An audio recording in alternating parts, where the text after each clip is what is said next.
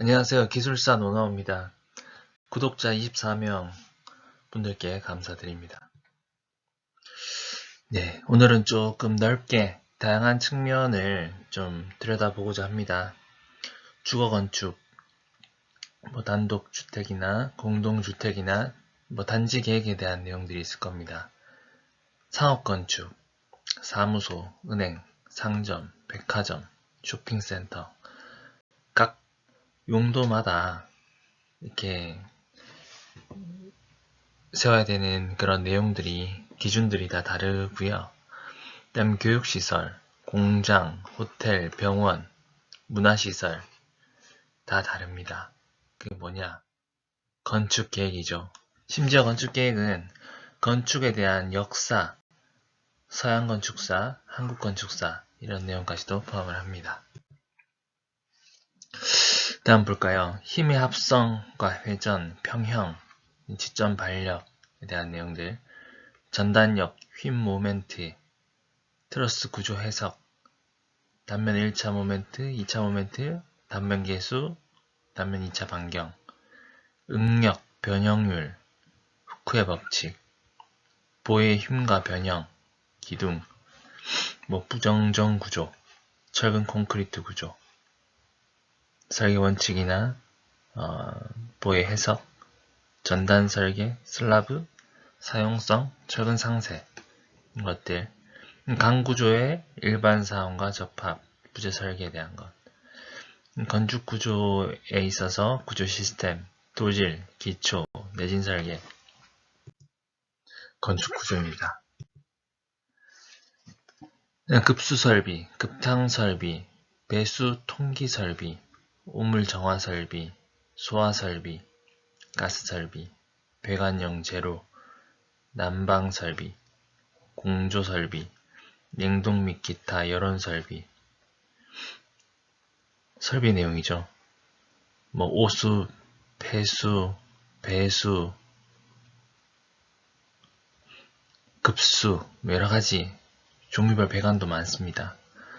다음은 전기 설비, 수변전, 예비전원, 감시제어 전동기, 배전, 배선, 조명, 약전, 강전, 방제 이런 것들. 승강 운송 설비, 조금 겹치는 부분이 있습니다. 기계와 전기에 겹치는 부분이 있습니다. 엘리베이터, 에스컬레이터, 덤웨이터, 이동보도, 주차 타워 이런 것들. 환경계획 원론, 건축과 환경, 열환경, 빛환경, 음환경 각 분야마다 다 전문가들이 있고 이 전문성을 깊이 들여다보면 또 굉장히 다양한 내용을 살펴볼 수 있습니다. 건축 설비에 대한 내용입니다. 다음으로 건축물의 건축 용도와 절차, 유지관리, 건축법의 목적과 용어의 정의, 대지 및 도로와의 관계, 조경, 공개공지, 피난 규정, 방화 규정, 면적 규제, 높이 규제, 건축 설비, 특별 건축구역, 가로구역, 건축협정, 결합건축, 보칙, 건축위원회, 감독, 분쟁조정, 지역건축안정센터, 이액강제금, 주차장법, 노상주차장, 노회주차장, 부설주차장, 기계식 주차장, 국토의 계획 및 이용에 관한 법, 국계법이라 부르는 여기서는 광역도시계획, 도시 및 군 기본계획, 도시군 관리계획, 건축제한, 개발행위 허가 이런 내용이 나오죠. 이것은 건축법규에 대한 내용입니다. 자, 이렇게 조금 나열식으로 살펴본 것들은 다 건축 기사에 대한 내용인데요. 그동안 저는 이제 40대에 들어서고 건축 기사를 취득한 지는 10년 이상이 지났고 건축 기사는 작년에 취득을 했습니다. 그리고 시공기술사는 논술 형태로 아주 폭넓은 또 주제들을 다뤘기 때문에 시공기술사가 당연히 건축기사보다 더 큰 내용이다, 더 큰 영역이고 건축기사를 다 포괄할 수 있다라고 생각을 했었습니다. 근데 내용을 들여다보면은 앞서 살펴봤던 건축계획, 건축구조, 건축설비, 건축법계에는 아주 다양한 내용이 있고 건축시공은 그 5개 챕터 중에 하나에 해당이 됩니다. 건축기사 과목은 그렇게 건축시공보다 더 넓은 분야를 커버를 하고 있습니다. 건축시공기술사를 통해서는 총론, 가설, 지반, 도공사기초, 철근 콘크리트, 철골, 조적,木공사, 지붕방수, 미장타일, 창호유리, 금속, 커튼월, 마감, 공사를 살펴볼 수는 있었습니다.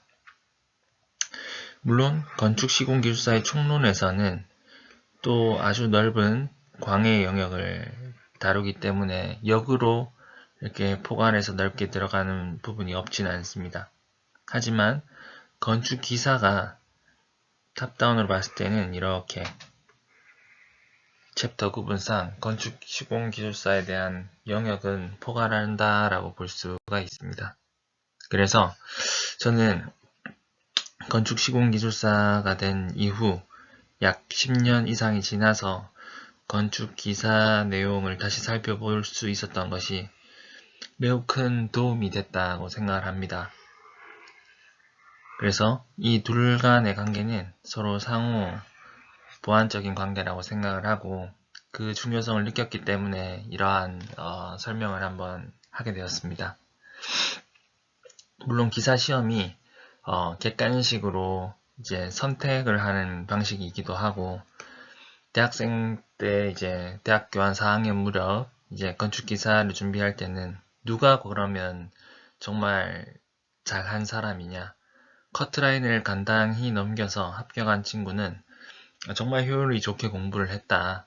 뭐 한 일주일 이내로 벼락치기를 해서 건축기사를 따면 성공한 친구라고 이렇게 표현을 했었는데 지금 건축시공기술사가 된 상황에서 다시 건축기사의 내용을 볼 때는 꼭 시험 점수 획득의 문제 입장에서가 아니라 그 내용을 바라봤을 때는 실무적으로도 도움이 되는 굉장히 중요한 그런 건설이나 시설 유지 관리상의 핵심 개념들을 다 포함하고 있음을 매우 다양하게 포함하고 있음을 알 수가 있습니다.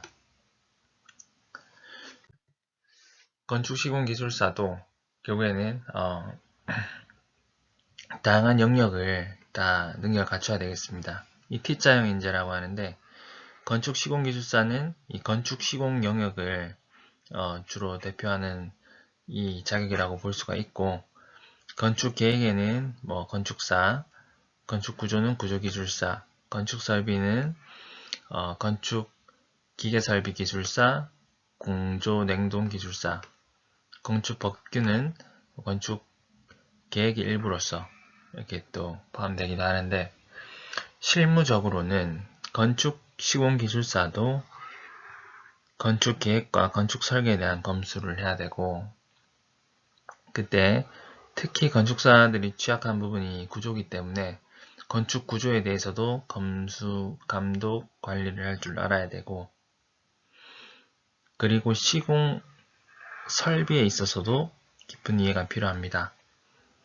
전기, 통신, 소방 경우에는 분리 발주를 하지만 아직까지 설비는 별도 분리 발주를 하지 않기 때문에 보통 건축, 토목, 조경, 기계까지는 커버를 할 줄 안다면 경쟁력이 있습니다.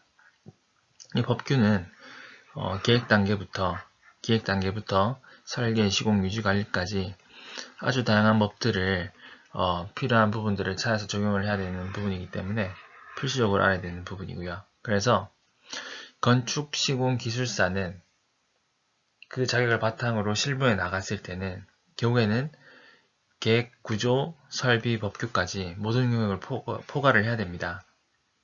근데 단순히 필기시험의 그 챕터 구분만을 봤을 때는 건축시공기술사의 논술에서 논하지 못했던 부분들까지도 건축기사에서는 포괄적으로 다루고 있기 때문에 건축 기사의 내용을 다시 한번 들여다보는 것이 중요하다고 말씀을 드립니다.